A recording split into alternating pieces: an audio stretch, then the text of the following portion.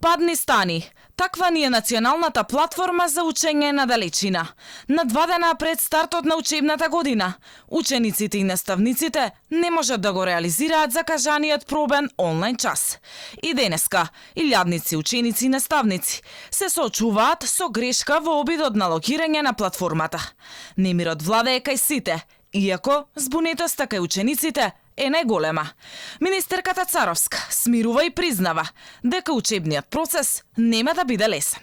Знаеме дека на национално ниво има предизвици со вклучувањето во овој момент. Тоа веројатно ќе се надмине, но секако синоќ е дадена и дополнителна инструкција да се искреираат оделенија во друг дел од платформата за да може полесно да се приклучат. Сметам дека техничките процеси ќе се одвиваат и дека ќе имаме предизвици во наредниот период, но јас ги повикувам и родителите, и наставниците, и децата, и директорите, и градоначалниците, дека овој процес заедно ќе го поминуваме. Нема да биде лесен, од првиот момент кажуваме, периодот за припрема беше краток, но мислам дека имаме основи да кажеме дека училишната година ќе почне организирано.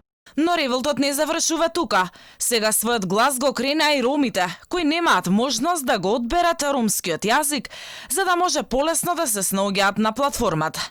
Ресорната министерка за ова крева раменици. Јас морам ова да го проверам, знам дека на 5 наставни јазика кои што се најде итно се преведе, доколку се ова е така, треба да го одговориме како прашање и писмено, ќе го провериме и ќе се надмине секако наставниот јазик како ромски да се да речеме од некоја од нивните катедри или од самото училиште да се помогне во делот на превод. Лути на нефункционалноста на платформата се и средношколците.